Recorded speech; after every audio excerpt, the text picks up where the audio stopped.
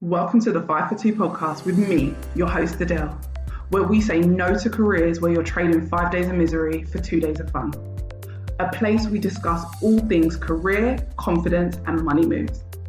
I want to motivate, teach, and empower ambitious women to achieve more, earn more, feel more confident, and enjoy the work they do. It's all about believing you can have everything you want in your career and then going and getting it. So if you're ready, let's get into it. Hello, everybody. Welcome to another episode. This one's going to be epic because it is the part 2 to a previous episode that I recorded, and I have a special guest. And that guest is the founder of Chapter 2, which is a people-centered organization doing leadership, employee development consultancy. I already feel like you know who I'm about to talk about. She is the auntie of a 3-year-old behind the weekly Wow Wednesday series on LinkedIn. And it is Charmaine Green-Forde. And I'm going to let her tell you a little bit more about who she is. We previously recorded together. If you are a listener and you've been here for a while, you know that we recorded the episode Who Gon Check You Boo.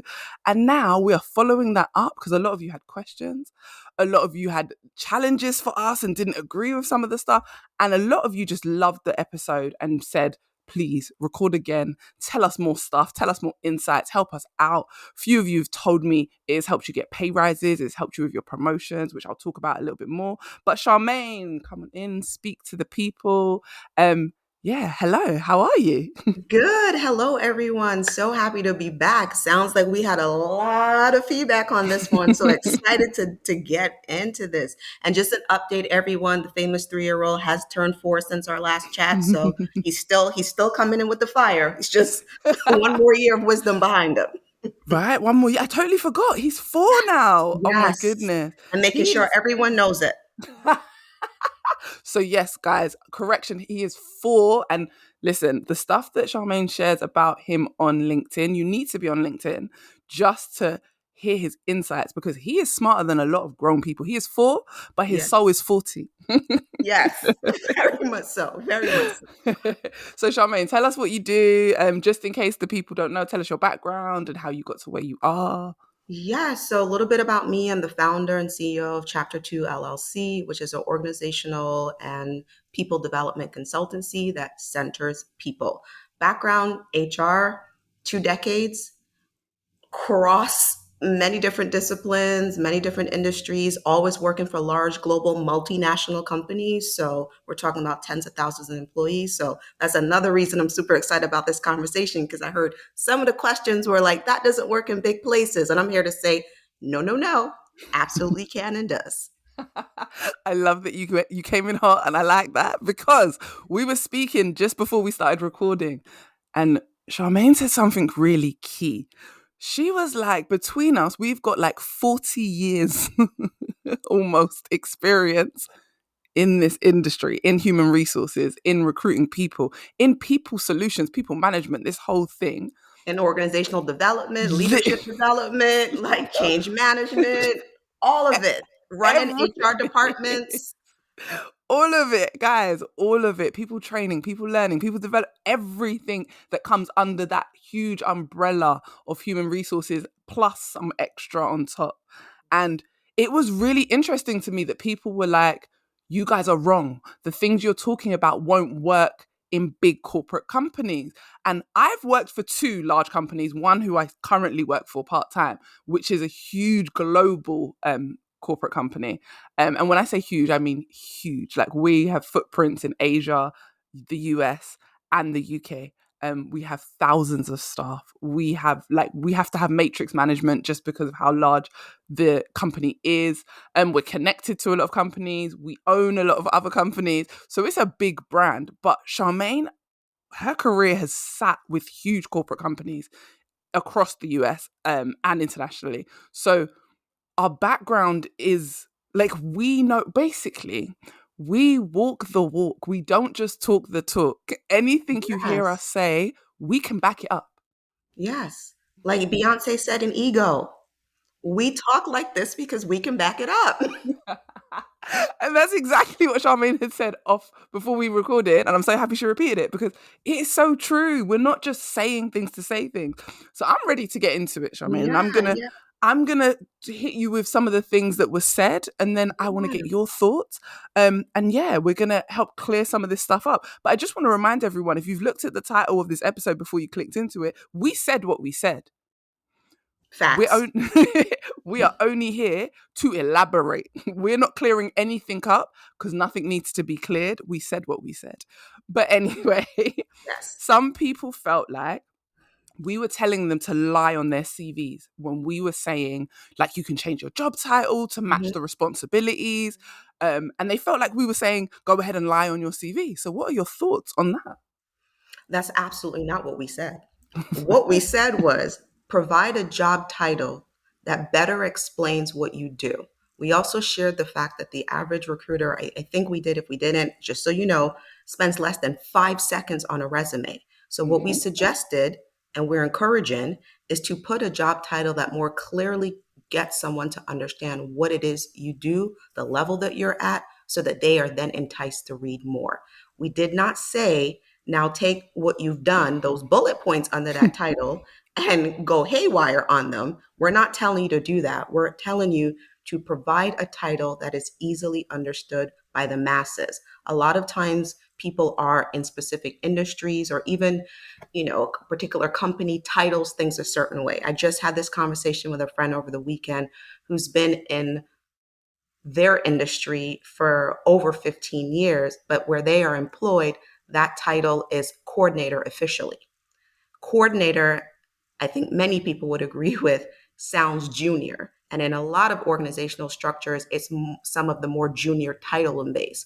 This person isn't junior. So what I said to them this weekend was, if you're looking for something else, you're going to have to not lead with that coordinator, because the minute someone reads that, they may misinterpret your level and your expertise as a result of that. So I'm not saying change your description of the activities you're doing and what you've achieved. We're saying put a title on there that more easily speaks to and explains what you are doing.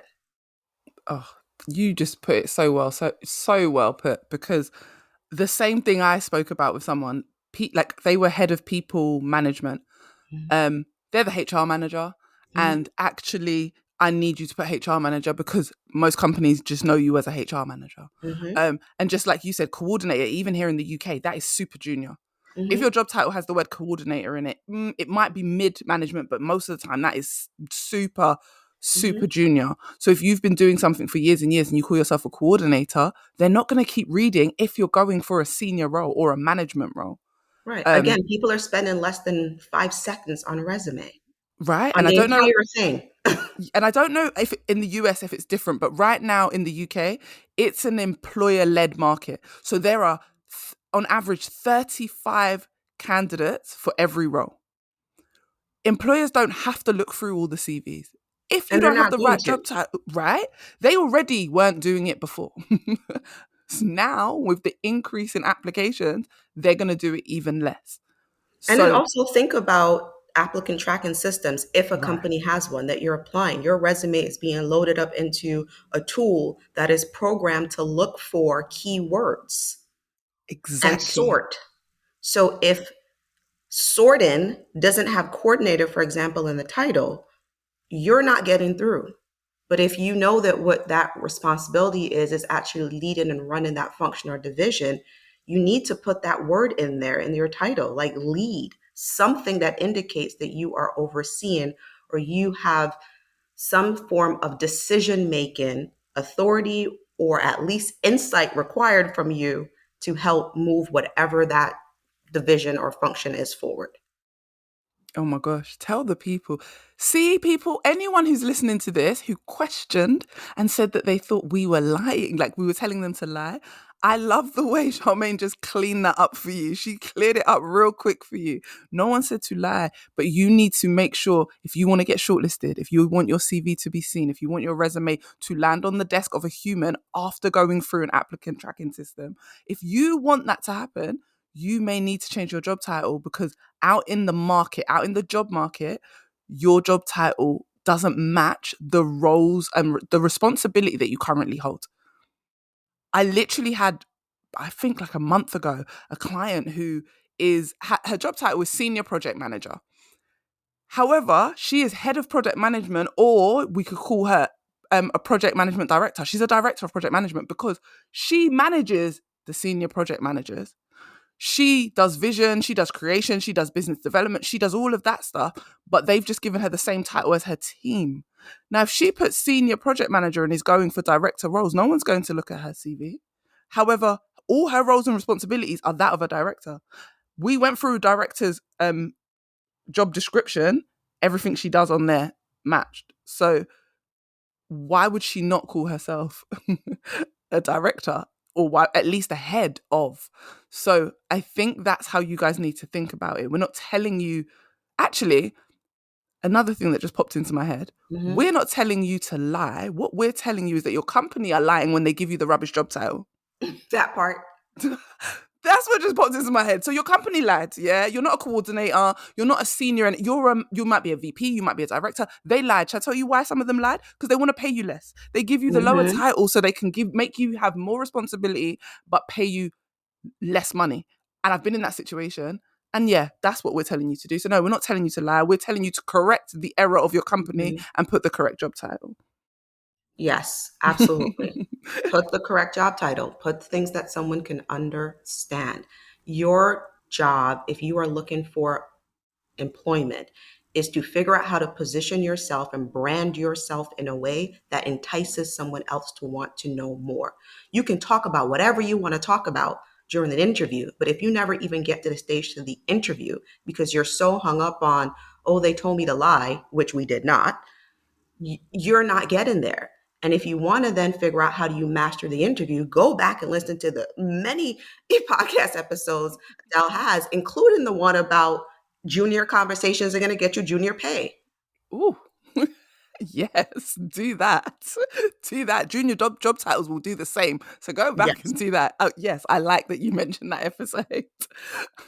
So I'm going to go on to the next point that someone said, because I feel like this is one that I know you're going to have some things to say on this one. Yes. So someone said, we were talking about negotiating, and we were saying like it's better to go in high and negotiate because companies expect it and you could lose money, and we gave really good examples. Like I thought we really covered this, but someone said if someone negotiates too high, especially in this job market, wouldn't they just negotiate themselves out of the job because someone else will accept a much lower pay? So what are your thoughts on that? So my thoughts are there's always a risk for anything in life, right? So we could play the what about game forever and it can never end, or you can ask the question because you don't know if it's a yes or a maybe if you never bring it up. And by the way, and stats, and I'm going to share this with you, Adele, after, so if you need to link it in, you can. Perfect. But there's been research that has showed that a lot of companies are only posting like between what they're 25 to 70%, 75% of their actual salary range. Now, pay transparency laws are happening more and more, right? So within the US, it's happening. It's not all over the country. It's definitely by state. I know the EU has passed some stuff too, not that it's all effective right now, but more and more what you're going to see is companies being required by law to post their salary ranges. Do not for the life of you ever believe that that is the absolute max. So if you're talking about being worried about that, I don't think that's a real worry to have. If I'm going to be able to get you to spend $100 to get 5 things from me, I benefit. But ultimately, any company knows maybe 7 would still give me a profit, right? But why would I give you 7 for that price if you're willing to take 5 for the price? If you're going to take less for the price, why not? So really make sure you understand not only what the market is, so do some research, and there's so many different resources available. You can Google that, Glassdoor, Indeed, LinkedIn. There's so many sources in terms of salary ranges, but please don't believe for a second that what you see is the absolute truth if a place is advertising their job salary ranges. So therefore, don't believe that when they tell you, oh, our max budget or our budget for this is just saying 50K, that's it. there's nothing wrong with you trying to see if you can get more, because when you are in the company, more than likely, if you are going to get annual increases, and not everyone does it, on average, those are somewhere between 2 to 5%. Most people land in somewhere between 2 and 3%. You're messing up your financial future and stability by not negotiating, because the more you go in with, that's the number that that percent increase, no matter how nominal it is going to be based off of. And that's what you need to be thinking about. Oh, I totally agree. Like, I second everything you just said, because there's always places where you could negotiate yourself out of an offer, in the sense Yeah. of you asked for too much. But if they really like you, most of the time they're Mhm. going to say to you, we want to offer you the job, but your salary's just outside our range. And the only reason they're going to tell you that is because they liked you, and then they'll Mhm. give you the opportunity to adjust your salary if you want. However, Yeah. like Charmaine said, you will literally price yourself out of a good salary by undervaluing what you bring to the table. And then you will be the same person who turns around and complains and says, I'm overworked and underpaid. But Yeah. that's because you didn't Oh, negotiate. It doesn't make sense. so Like, true. when people come back and complain, I'm like, wait, but you said you were scared to negotiate because you might not get the job. So now you've got the job. Yeah. Pick a Yeah. side. Sometimes we have to be willing to take the risk to get Mhm. what we deserve. Mhm. For every company that might tell you no, I feel Mhm. like there's another one out there that will be like, well, yeah, your price Yeah. is fine. And Yeah. what you said about the top budget, I totally agree. Because I have been on both sides. As someone in HR and someone in recruitment, I've had a budget and they've said, you can't go over like 50K, for instance, like the example Charmaine gave. But then we've really liked a candidate. The candidate wanted 55 and they've been like, nah, offer it to them. Where Yes. did that extra 5K come from? Because they said the max was 50. It's because Right. they liked you. I've had a role created for me within a company because they wanted to keep me. And I said the money wasn't enough. And they said, oh, we can't go any higher. I said, that's fine. I'm not going to take the role.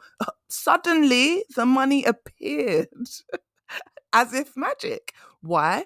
Because I stood firm on what I believed my value is. And I think confidence plays a lot in negotiating. Yeah. Would you agree, Charmaine? Absolutely. Like, if you're the, Absolutely. I've seen people rubbish at their jobs, but really good at negotiating salaries, because Yeah. in interview, they're really confident and the Mhm. person just believes that, oh yeah, this person's going to be good at their job. So they give them the salary. And it's not until the person has the job, then they Oh maybe yeah, we've all realize. seen that. And I think the thing is too, when we think about confidence, right? Like, what does that mean? And in really considering the cultural aspects of confidence, societal, Hmm. whether you're a person of color, whether you're a woman, whether you have a disability, sometimes society is telling us whether or not we are even entitled to have confidence, right? And that's Oh, something that we have to think about. How does that shape and influence the way we're showing up in these conversations? Because if you have been told, and society, whether it's your family. I was having a conversation with someone yesterday who has an immigrant background, and we were talking about that. And some of the things they experienced at work, it was their family was telling them, be happy you have a job and put your head down, just do it. hmm And those type of messages are real. And so we want to acknowledge that too. So we're not saying that those things aren't real. What we're saying is you have to be willing to say, am I going to take a chance and go a different direction versus being held back by this narrative that I have allowed myself to just believe like the holy gospel, right? That's something we have to also consider when we're talking about negotiations. And the thing that I try to tell people when they say, well, I'm not confident, because I do struggle with that word sometimes, especially because, we tell women or we tell, people of color, and I've seen so many times, it's just like even within HR and business, when I've heard people say, well, this person doesn't have executive presence. What does that mean? And Mm. like, what's the subtext behind that? And what I tell people is stop worrying so much about whether you have confidence, because confidence is internal, right? And it's a belief within yourself. That's really all it is. Focus on your competence. Because if Mm. you are focused on your competence and you know what you know, like we're telling you, we said what we said, because we know what we know, then let that lead the conversation, because you're Ooh. competent in what you're doing, because you have the skills, you have the experience, you have the background. Lead with that.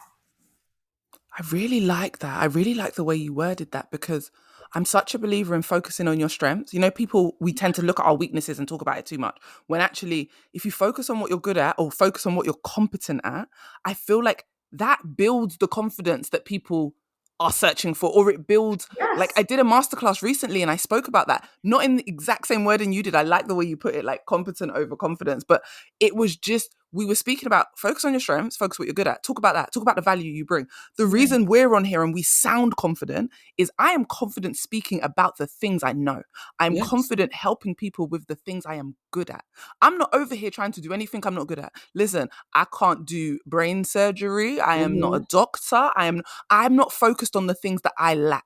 There are many things that I'm not good at. Like, if you watch me run for a bus, it probably won't happen because I can't run. I can run three steps and I'm out of breath. So there are many things, guys, that I cannot do. But I'm not worried about what I can't do. And the reason we may sound more confident. Like, both Charmaine, I hope you won't mind me saying this, but she's an introvert. I'm an introvert. Yeah. We present in different ways. Her Mm-hmm. introversion might present different to mine, but it's still, we're both introverts. However, we will sound like we're not, because a lot of you have commented on like how great Charmaine sounded, how confident we are as women, how good it was to hear two strong Black women. And I was laughing because actually it's our our competence, the fact that we know what we're talking about. That's Yeah. why we sound the way we sound. We sound Yeah. like we're really confident and we negotiate our money and we do all these things, not because we're any more confident than the next person, but because we know what we are good at. We Yeah. know And what we've we're seen competent at. what Yeah, happens. right. We Right. We've we seen have the other been on side. we have sat in the insider track seat. Mm, Even, anyone who grew up HR that had the opportunity to get involved in, some of the decision making that was happening. And I want to be clear, HR is not making decisions on someone's salary, but they might be in the room listening to what managers and leaders are talking about and presenting a point of view and hopefully risk assessing and mitigating for managers who might be making some inadvertently or yeah. advertently bias-based decisions, right? So if you're in that, so we're talking to you from the lens of having sat in the room. My Right. career, before my career, I sunsetted corporate America and started my own consultancy and focused on that. I wasn't just in HR. I was the chief human resources officer. So I'm not telling you something that I don't have intimate knowledge and experience with. Absolutely. And there's nothing like insider knowledge. I say it on all my episodes all the time. Speak to people who are doing it and who have been there, because that's where you're going to get the real insight. Google can only tell you so much. Yeah.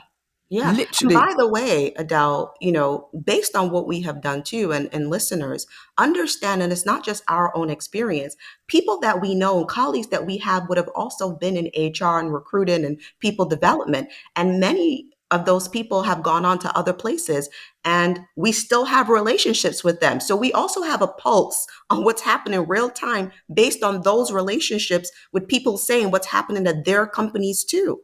Yes, one of my best friends is a HR manager. She's the head of HR, like Yeah. currently now today for a company. So, yeah, and she was someone who will tell most people that my episodes and stuff like that helped her negotiate the bigger salary that she's on, Mhm. because she'd always accepted really low salary. She had did what a lot of the listeners or a lot of the people who would ask me about negotiating have done. She was undervaluing herself, so she was constantly in this cycle of being Mhm. overworked and underpaid. Mhm. And And now a lot she's of, yeah. not. And you have to be empowered, but you're not going to be empowered if you don't have knowledge, right? So the Right, other thing I would say is that collectively, people have to get better at doing their research. right. And Stop that leads on to taking, this next bit, Charmaine, yes. like where I was going to say to you, what steps do you think someone can take to ask for the right salary or to know where they should negotiate? And you already mentioned like Indeed, Glassdoor, and I totally agree with that. Is there anything else you think people could do to make sure they're not asking for too high or too low of a salary? Yeah, I mean, there's so many sites that provide Hmm. benchmarking data, right? But you can also have conversations, right? There's no law specifically within the US that says, oh, you can't talk about your salaries. People get upset about that. And I know like some HR people might be really tight with what I'm about to say, and some leaders. You cannot stop employees from talking about their salaries. You Hmm. can't. If I want to talk to you about that, that's fine. Really, and it's specific for the US, and then we can go on to like outside the US. It's really around, if you are in a position where you are aware of someone else's salary. So I'm a manager. I cannot go disclose other people's salaries that I have access to or awareness around. Hmm. However, as an employee, if I go to another employer having a conversation where I say, look, I'm making 50K for doing this job. And my colleague says, wait a minute, we have the same job making 60. What are they going to do about that? That's not illegal. Right. So we have to stop applying things to ourselves that don't really apply to us. Because yes, companies would talk about not discussing salaries, but you need to double click into that and understand where that applies and what the context is when that becomes an issue. A lot of times, and even with any research, we read the top line and that's it. But Mm-hmm. sometimes you need to double click or triple click to understand what the context is, to understand what is the why, when, and how behind that. And I think that goes back to the research. Yes, I know I mentioned Glassdoor, but there's also sites out there that provide benchmarking data by industries, right? So you Mm-hmm. can search on that. You can have conversations with people. Shoot, you can do a poll on LinkedIn or something if you want to Right. say, like, hey, trying to get a sense, what are people? There's a organization I'm in, and one of the women took it upon herself to just figure out what executive women were being paid. So people are anonymously submitted that. And that's a tool where people are starting to see, oh, this is what it is. And also understand that every company is going to pay differently. So even when we talk about benchmarking, when you see ranges like, oh, XYZ company is paying 50 to 70, but oh, the data is saying that our average that's 60. That doesn't mean that XYZ company that's paying up to 70 is the only company paying that. Mm. It's an aggregate. When you're looking at benchmarking data, which is, what is the average of what everyone's being paid, that is what it is. So that's going to include the absolute lowest and the absolute highest. So don't use these things as the gospel. Mm-hmm. Have the conversation. And going back, just want to backtrack a little bit for, pricing yourself out. You don't know if you're pricing yourself without you have a conversation. Here's how you flip that. If they say that we can't meet that, then your response should be, then what can you do so that we can close this gap? Oh, there, guys, you just got literally a line that you can use in a conversation. If they say you're too much, use what Charmaine just said. I like that. I really do like that. And yeah, I agree. Like, you need to do your research. I think asking people is really important. The UK, by the way, is the same as the US. Mm-hmm. It is not against the law to Mm-hmm. disclose your salary. However, there are companies in the UK that will put it in some contracts. I've seen it. Mm-hmm. And I've even had it in a company handbook where it says you're signing to say that you will not disclose your salary. Mm-hmm. However, I'm just going to add on to that for anyone who is listening. From a HR professional perspective, anything that you sign that is in contradiction to Yes. UK law is not valid. That's So, anywhere. right? But people don't realize this. Like, your company couldn't write in, like, UK law says after a certain amount of weeks, you're entitled to maternity leave, for instance. Mm-hmm. If your contract says no maternity leave will be given to anyone, and if you sign this, it means you Mm-hmm. can't ask for it, Mm-hmm. that's in direct contradiction to UK law. It's not valid, guys. Like, Yep. but a lot of people don't understand that. So they'll be like, no, but I signed in my company handbook that I won't speak about. Fair enough. Listen, it might be frowned upon, but actually Mm-hmm. it's in direct conflict with UK law. So what are they Yeah. going to do? But like Charmaine said, I couldn't, as the HR manager or director, disclose anyone's salary. Not at all, because I can't say to one person, oh, do you know that your colleague earns more? But however, as the person in HR, I know. I have been in big companies where I've seen the people's salary. So I know maybe in one department, two people are being paid the same, but a third person is being paid 15K more. I can't say nothing. Also, I also know that sometimes they get certain people that are paid more to sign NDAs so that they do not disclose what their salary is. And they say, listen, you're going to be coming in on much higher than the rest of the team. Like Charmaine said, we don't dictate the salaries in HR, but we sit in the rooms. We have to oversee the contracts. We have to make sure that the companies are being legally compliant. So we see some stuff. And Yeah. I'm telling you that in big corporate companies, there are people that are negotiating annual leave. Like someone said to me, oh, the UK, if the company standard is 28 days, you can't ask for more.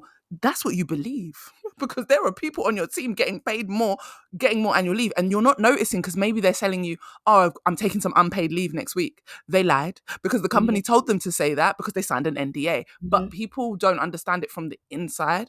And that's what I'm saying. Don't believe, like Charmaine said, everything you see is not gospel. Yes.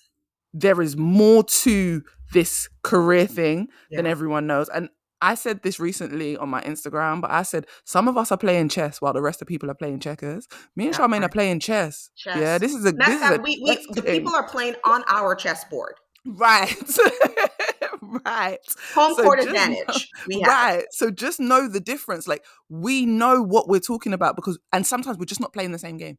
You guys are following rules that we're not following because we've Absolutely seen not. it from the other side. So we Mhm. want to help you guys. This is Mhm. all help. This isn't to we're not trying to let anyone think, oh, this is wrong. You shouldn't be doing. No, no. Yeah. We want to Yeah. help you guys. So, And the more senior you get and the more experience you have, mm, like that, more confidence is going to come. Look, yes, I know I'm in HR, so I want to also recognize and call to attention the privilege that Adele and I haven't had ooh, this career in this space, right? So what we're speaking about is based from a lens of privilege of having the mhm, insider track, and we are sharing that with you because we want you to have it too. right. We So share the privilege. Like, share the listen, privilege, like we're utilizing our privilege. We're utilizing the yes, fact that as women of color, we've been exposed to rooms that sometimes people that look like us or women in general don't necessarily always get to ever be a get part into. of, Yes, right? So the fact that we've sat in those rooms and we've sat in those meetings and we've listened to the board and we've heard everything that goes on in different companies. It's not one company, multiple no. companies. We want to share it. So I Yeah. think that's And the really, other really thing is important, to Adele, with both of us, with having our own consultancies, right, and our own right? businesses and coaching practices, we are also having clients who are coming Hmm. to us through our businesses who are working at these other companies. So that's also insider information that we are getting. So it's not just our own experiences, it's what the people who are coming to us for help are also telling us. And I can I, tell you, I also do, one-on-one and advisory around HR and, maybe people are having some workplace issue. There are a lot of people that I am talking to that are reaching out to me. They're in the tech space. They're in mass communication spaces, working for large global companies. And what they're telling me they're navigating, I'm like, yep, seen this story play out before. So don't think it's just, oh, what we saw in an individual company. It's also what people who are paying us to help them are telling us about their experiences. right?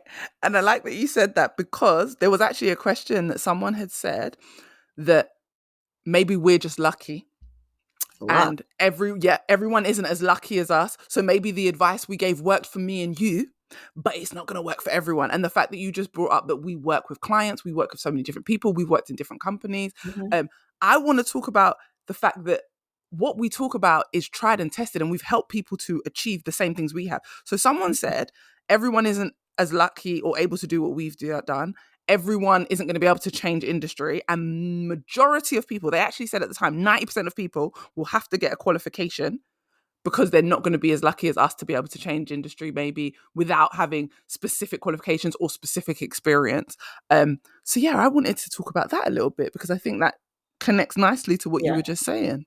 So, what I want to say to that person is based on your question or your statement, Mhm. you've been through a lot and you've been hurt and you've been burned. And that's coming Mhm. potentially from a place of hurt, that's coming from potentially a place of being afraid. And what I can say is, I don't agree because you don't need a degree for every single thing. Not Mhm. every single industry requires that. You know, yes, I'm a coach. Yes, I'm certified, but coaching is an unregulated industry. So you Mhm. don't have to be certified to be a coach. Right. There's so many people labeling themselves coaches that really shouldn't Right. be because it's not regulated. Now, you also have to be wise about what is the industry. You can't just decide I want to be a doctor, label yourself a doctor and be it because there are laws and requirements for that discipline, that industry, that practice to be able to do that. So Mhm. it depends on what industry you're trying to go to. So if you're talking about going to a professional service, highly specialized and regulated industry that requires certain skill sets, credentialing and education to back that, of course you can't transition without qualifications. Of course not. You just can't decide I'm going to be an attorney today and that's it. You have to go through a process.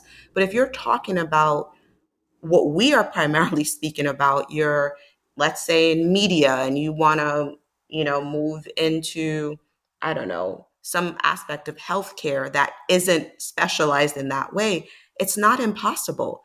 The Right. bigger issue is branding. How are you telling your story and how are you branding yourself? Because if you cannot tell your story, by the way, Adele has also talked about this in her podcast. That's the bigger problem. Most people struggle with articulating what it is they have done, what it is they are interested in doing, and the value that they are bringing. But if you can explain it, I can get behind it. There is a woman that I know, still talk to her today. She used to work for me years ago. When I hired her, she wanted to get into HR. Her background was in event planning. She'd worked in retail, you know, project management a little bit. She'd been an executive assistant. And I was like, okay, I'll hire you. Because the way she told her story and articulated to me why she would be good in HR, because of her project management experiences, because of having to run events and plan events, the organization that came behind that, the types of people she had to interact with, that meant that at all levels, whether it was an executive or an attendee, she had to be accountable for and understand what those needs were going to be and proactively meet them. What confidentiality meant, because she was involved in some contracts, even if she wasn't signing them, part of those conversations. It made sense to me because I can train you in the areas that you don't have. I can't teach you character. And I can't teach you, hunger or drive. She is now a director of HR. And her acceleration in terms of years of experience has been a lot faster than most people. And every job that she's had since we spoke, she's reached out to me and said, okay, I know you tell me to always negotiate. I don't like, and we've talked about it and we've role played. And every single time, it's been 3 jobs since we worked together, she's gotten that increase, even with her title. Because when she decided she wanted to leave her last company, she said, I need the director title to better position me. How do I have that conversation internally? Here's what I'm thinking. Here's how I want to approach it. Any feedback, Shar? And we went through it. Yeah, she's a director of her next company. I have no doubt if in 3 years she'll message me and say, or when we see each other, I'm now a VP. And her track has been a lot faster. And I hired her at the time in 2017. So you're talking about someone with less than 10 years in the game of HR And that is already, now at a director level. look at that. Look, and this is what I'm saying. We both have so many stories like this of people. And I think something you said that really hit home for me was when you were talking about people telling their story. You need to make it make sense for the person that you are speaking to. Changing industry is about connecting the dots. But if you can't connect the dots for the person you're speaking to, they can't see you in the role. Yeah. When I talk about career identity and knowing your career story, it's because I'm like, if you can't make it make sense, then I can't make it make sense for you. That's the problem. And what Charmaine's saying is, and if anyone who's listening, the first thing that came to mind, I was like, I bet they're going to say, oh, that's because Charmaine's nice and she can see the bigger picture, but most managers won't see the bigger picture. Let me tell you this. Charmaine is all the way in the US. I am in the UK. And I'm exactly like Charmaine. I've given people opportunities that weren't from the industry that I was in, they just made it make sense. They connected the dots and I offered them the role. I've done that multiple occasions. If Charmaine can be in the US and I can be in the UK and we can have similar viewpoints, then that means there are millions of other people just like us. And if they're not millions, there are at least thousands of other people. Yeah. Because me and Charmaine weren't friends. It's not like, oh, we were 2 friends and we have a similar viewpoint. I met Charmaine through networking on LinkedIn. That we're not people that have known each other. So what is the odds of us meeting that way a few years ago and having very similar viewpoints if it doesn't prove that there are more people like this? There are people that will give you the opportunity. Maybe you have just been speaking to the wrong people, or you haven't been able to position your story in a way that makes sense. And I do agree that whoever said this statement, I do feel like they had a lot of like hostility in the sense of like, yes, you've probably been hurt. And if you're listening to this episode, I want you to know that just because you haven't been able to do it yet doesn't mean you can't. It may just mean that you need to reposition how you tell your story and make it make sense. And also, again, I don't know your background. It needs to not be, like Charmaine said, a legislated industry. Like if you're trying to be a doctor or a lawyer without a qualification, that's not going to happen. Like Right. it just can't, because these are specialist industries where you have to be qualified. You Yeah. can't. You're not going to be able to be a therapist or a psychologist without you. There are certain credentials you just have to have. But we're talking about there are so many other roles where companies say like degree desirable, or like they Hmm. prefer a degree, and then come along and hire someone like me who's not qualified in human resources and Yeah. have me as the manager of all the people that are qualified. So I need you to understand that this happens more often than not. And if Yes. two people from two different countries can connect and have similar experiences, similar Yeah. viewpoints, it should really let your brain start to think, okay, if these two people can't just be an oddity. Yeah. We're And not by just, the way, people who've hired people or been involved in hiring processes for people in other countries throughout my career, whether it's Australia, whether it's Brazil, yes, did a lot of work for the UK too. Italy, there's India, there's so many countries I could run down. Think countries in the Caribbean where these conversations I was involved in. So I'm not talking Mhm, about, oh, this has only been for these areas. No, I've seen this happen in other regions too. It's the conversation that you are having. In one instance, there's someone I could think about who was an account management and wanted to become a photographer. mhm. That happened. And by the way, it was becoming a photographer of the company, a brand new position, didn't exist, and starting what then became the content practice for that. But they were able to speak to how their work in account management and being involved in the creative process for clients and seeing that process through gave them a unique lens. And that as the company, if the company invested in that and created that position for them because of their background in account management and their understanding of client relationship and management, it would better position them as they were communicating with people around the imagery they were creating. Sold, done. Let's create the role. That makes sense. Right? And that's all you need. It Yes. just needs to make sense. Like, Yes. And it this might person is sound now crazy, but running a content department at a very how? large company. See how? Even when you said the other person that you know has moved up really quickly in Yeah. her new role, that's what happened to me. I am qualified in childcare to teach children, to do all of that, to run nursery schools, to do all of that stuff. It took me years to get up to that level. And not Mhm, compared to some people, they might be like, oh, you was only in the industry 10 years, so actually you did really well. Fine.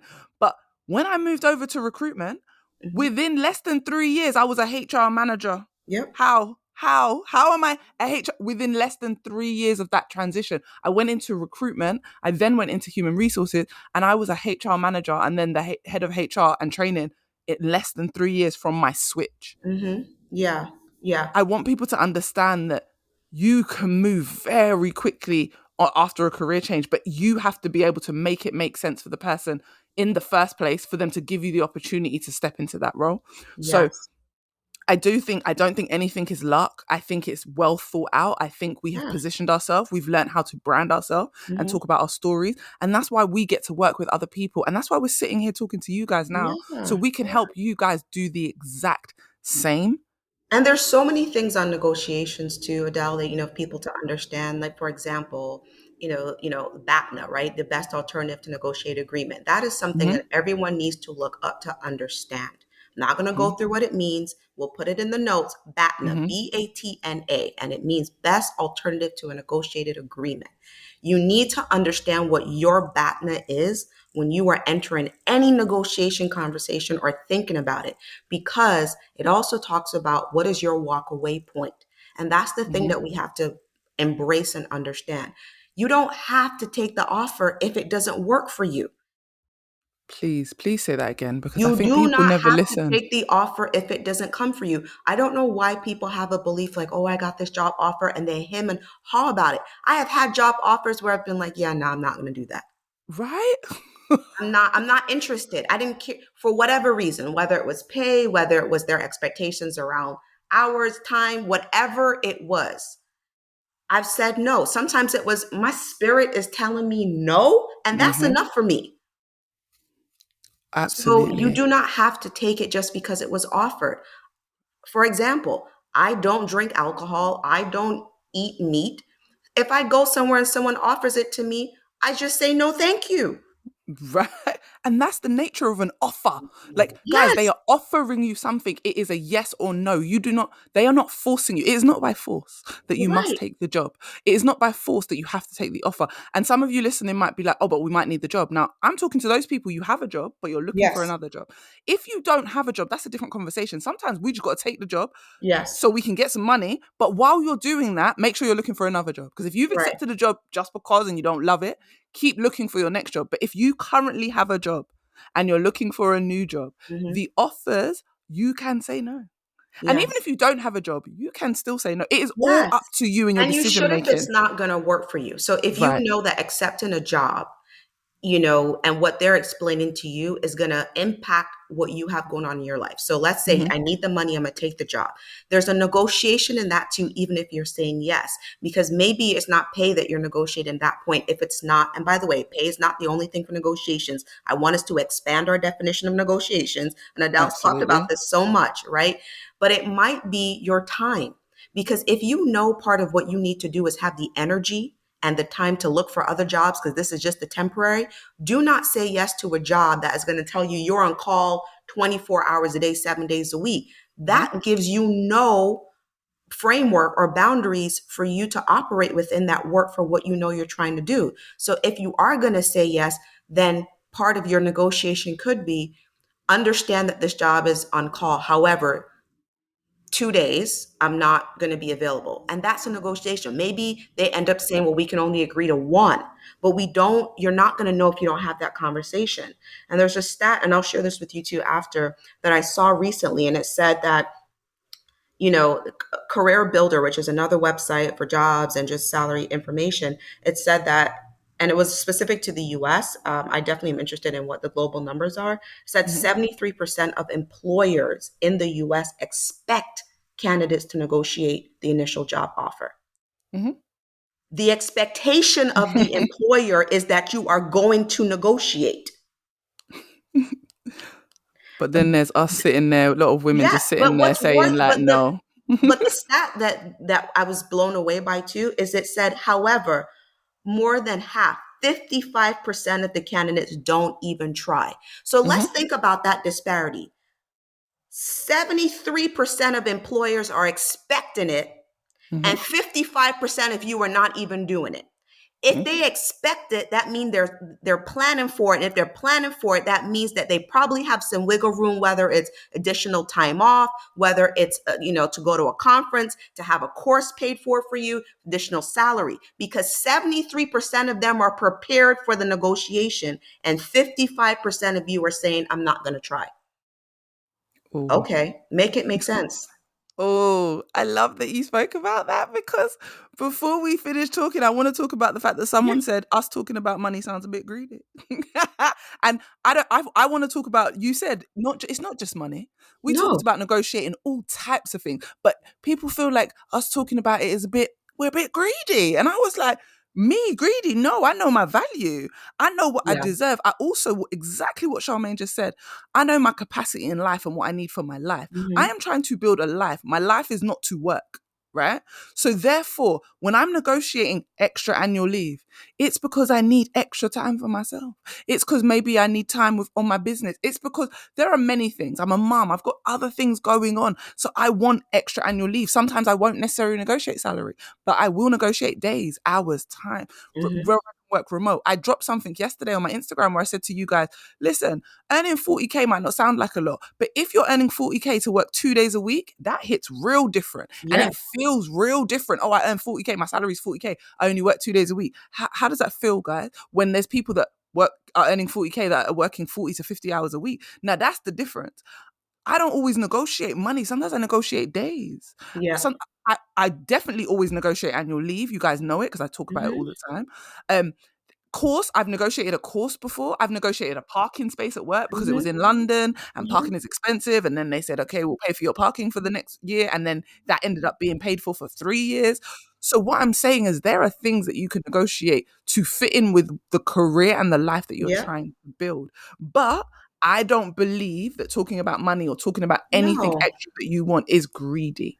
It's not, but again, we have to think about not only cultural context, but Yes, societal context and how, absolutely. our intersectional identities are going to shape and influence not only the way we perceive and receive the world, but the way that the world receives and perceives us.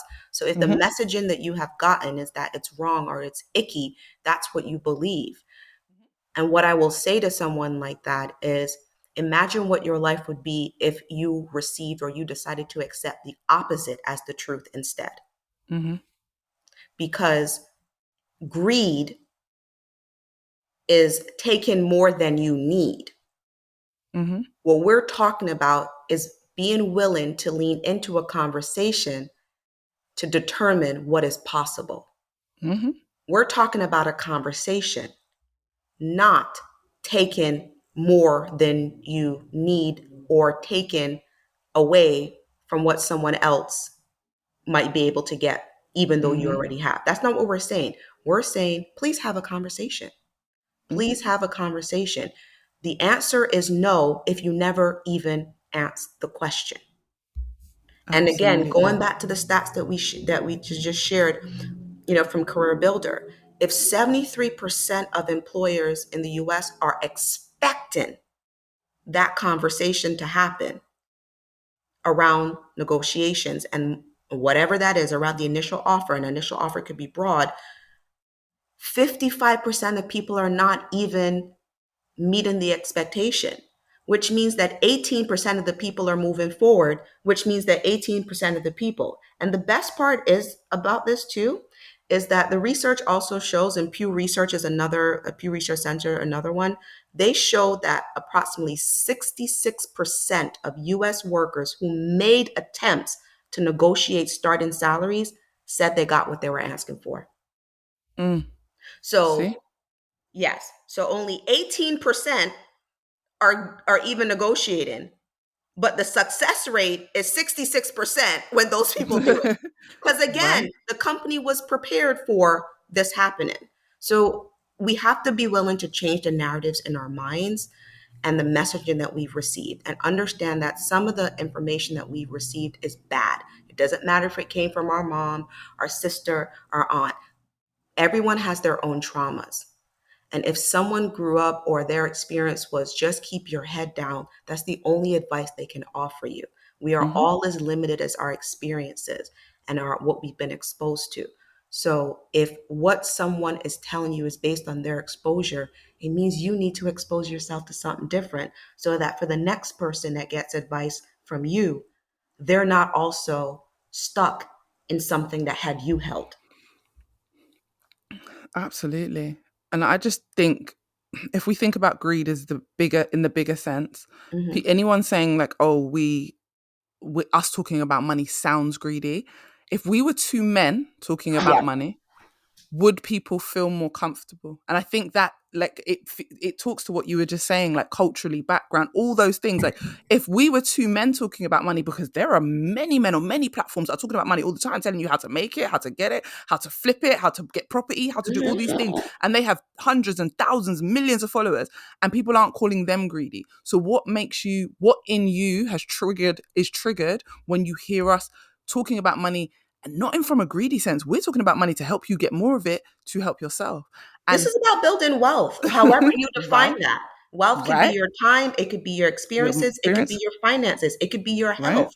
Because a lot of you are working yourselves in the ground and impacting Mm-hmm. your health, which actually then pauses you from the ability to continue building because you Mm-hmm. get sick, whether mentally, physically, you're impacted because you're unwilling to have a conversation. If Mm-hmm.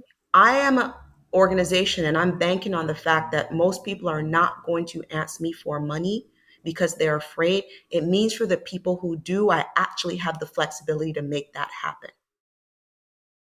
I have Yeah. worked at places, been the head of HR, where I've been told we do not have any money to give people, we can't give them more than this. And that messaging has come out from, another C executive who's stating this, and people are holding on to it like it's the end all be all. And I Mm-hmm. remember having a couple people on my team, come to me and say, yeah, but I'm going to need more. And I was like, Mm-hmm. cool. And I want to have the conversation with the CEO and CFO. I'm like, look here, this is what we're going to need to have happen. But here's the difference. I'm just going to make this number up. If I have 10 people on my team, but only one or two come to me because they're like, I'm going to buck the system, it's a lot easier for me to make that argument for one or two people than it would be if all 10 came. So Right. I'm going to respond to the people who are telling me what's been offered isn't acceptable. Now I can have a conversation. But those other 8 people have told me by their action, rather inaction, that it is acceptable what they were told. Mm. So I don't have to lean into that. Mm-hmm. Mm-hmm. Absolutely. Absolutely. Like 1000%. And I like that. I like the way you position that. And I just want anyone who's listening to remember, whether we're talking about money, benefits, whatever it is, but if you want to circle back to just money, getting more money, having more money, firstly, it's a reflection of the value you put out in the world. Like, I believe that I should be paid for what I'm presenting to a company. Absolutely. Companies are making millions of pounds and I'm contributing to that. So I feel like I should get some of it back in return. But also, that money in turn helps me to help more people. Mm-hmm. We're currently recording this. It's July. You guys will hear this in probably August. Mm-hmm. And as we're recording this, last week, not that long ago, Beryl hit the Caribbean. Mm-hmm. Beryl wiped out some of Carriacou, which is my little island off of Grenada. Like, Yep. there's St. Vincent and the Grenadines, they were hit bad. Yep. And because I negotiate, because I have asked for extra money, I have been able to make significant, and when I say significant, I mean significant donations. I mean, I can send money there to the tune of some people's rent.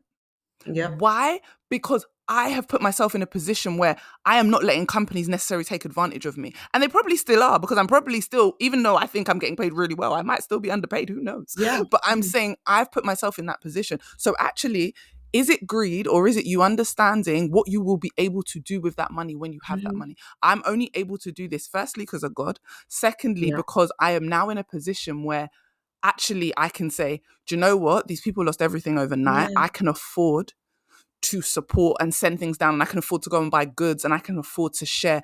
I couldn't have said that 10 years ago. Yeah. I couldn't have said that when I was the person who was scared to ask for more, the Mm-hmm. person who was worried that I might talk myself out of a job. I wouldn't be in this position. So I want anyone listening to this just to remember that. Is what you're currently doing, is the way you're thinking helping or hindering you? Is you thinking that talking about money is greedy, holding you back and putting you in a position where you can't even afford your normal daily things? And it's really important when I say things like we don't just talk the talk, we walk the walk. The reason I'm saying it is because when I think about where I get my advice from or who I speak to, if your thoughts are not helping you have the things that you want, then Mm-hmm. they are trash thoughts and we really have to work to get rid of them. Yeah. Absolutely. And recognize that your framing is based on what you've been exposed to. But Mm-hmm. for me, I can speak to the fact that I've worked at companies where people were making 6 figures, 7 figures, and I will tell you, every people adjust their lifestyle. So if I'm just gonna make this up, if your salary is $500,000 a year, Mm-hmm. for some people that sounds extreme. But Yeah. if that's the normal that you've been accustomed to, your expectation is going to be based on that. But Yep. if you are used to 50,000 and that's what you're used to, right? Wherever you're working, asking for $10,000 more might feel like the worst thing you can do. Mm-hmm. Because that's your normal or what you've become accustomed to. Meanwhile, for somebody who's making, 500,000, for them, that would be insulting. So also Right. recognize that you have to shift. So I'm not telling you, oh, you're making 50,000, go tell the company you want 500,000. What I'm telling you is understand that the limitations you place on yourself and what the messaging is based on what you've been told. And we're Mhm. telling you something else is possible. So the same way you're leaning into, oh, well, it's impossible because of what I've seen, we are telling you it absolutely is possible because what we have seen. Absolutely. And that said, one of my podcast listeners reached out to me and said to me, because of some of the episodes, they have been able to negotiate way above what they ever have. And they said to me, that is now my new minimum. I Yes. won't now take anything less. And all that is a shift in thought, because that person now is making 30K more than they were making before. And they're like, wait, so I can make 80,000? What? Oh, okay, that's my new minimum. Yes. So if 80 is now my new minimum, I know that person's going to be on 100K before time, but it's because they shifted the thought. They shifted what was achievable in their brain. And just like the example Charmaine gave, the 500,000 versus the 50,000, it is all about shifting how your belief. Mm-hmm. That's why two people can be doing the same type of role. You could both be marketing execs and one of you is on 50K and another one's on 95K. Why? Because they just think that the person on 95K thinks that's what the normal salary is for that role. Mm-hmm. But the person on 50K thinks that's what the normal salary is for that role. Neither person is wrong. It's just that you haven't been exposed to the same thing, so you expect different outcomes. So create that new normal. Create that new normal for yourself. We want you to have that new normal. That's why we have these conversations. And I've loved this conversation as much as I loved the other one. And I just wanted to ask you, Charmaine, before we go, have you got any final thoughts that you want to share with the people? And also tell them where they can find you and how they can connect with you. Yes, absolutely. Thank you. So final thoughts really is what we said in the beginning. We said what we said. You're listening to people who have a combined almost 40 years of experience across different industries, working in the HR, talent development, people, leadership development space, who have sat in the rooms listening to people have these conversations, who are advising people now at many different corporations around the world about what they're experiencing. And we're giving you the insider track. So we said what we said and we back it up. we absolutely can back it up. So, I want to wish everyone the best of luck. And when I say luck, it's not, the clover. It's the luck that you need within yourself. And that luck is the confidence that you actually need to allow yourself to shift your mindsets around this, because that's what's needed. It's a mindset shift. And the only person who can do that for you is you. In terms of contact, chapter2.com. So chapter like a book, 2, TOO.com. And also hit me up on LinkedIn, Charmaine Green-Forde. I'm the only one on there. I do have an identical twin sister. Her name is Claire Green-Forde. So you might see her first, but absolutely look me up on LinkedIn. Let's connect. Follow, every Tuesday I post some type of advice around a workplace question that someone's hitting me up with. But chapter2.com, info@chapter2.com is the email, by the way. And follow me and connect with me on LinkedIn. Definitely go and do that, guys. Run and go and connect with Charmaine. She has so much wisdom, so much good ideas, advice, tips. If you are looking to level up your career, and just also know that even though Charmaine's based in the US, so much of what she talks about also will support a lot of my UK listeners as well. And just all my listeners in Germany, in the Caribbean, just everywhere. Yeah. The things that we talk about are global. They are not just specific to like the Western world, like the UK or the US. They are very global. We work with clients everywhere. We work global companies. We work with candidates in different countries. So yeah, definitely reach out and connect with Charmaine. She has great stuff that she shares on LinkedIn. And I'm sure you'll hear about her nephew too, who, like I said, has the wisdom of a 4-year-old, and a lot of us can learn from him. Yeah. So I want to thank Charmaine for coming. This has been a really good episode. We said what we said, guys. Part 2, follow up to Who's Gonna Check You. So I hope that we have helped clear some things up. We have elaborated on some things, but we are not changing what we said because we said what we said. And I will see you guys in the next episode. Oh, and just know that all the links for Charmaine will be in the show notes. So if you go down to the show notes, you'll be able to see. Remember to rate the episode, share the episode with someone who needs this, who needs some help in their career, who needs help negotiating, changing industry, whatever it is. And like I said, I'll speak to you guys in the next episode. I hope this episode gave you exactly what you needed and motivated you to confidently take steps towards your next career move. If you enjoyed it, screenshot and share it on your socials, tag me on Instagram, and come join my community of amazing women working on leveling up their confidence and career. Thanks for listening, and see you next time.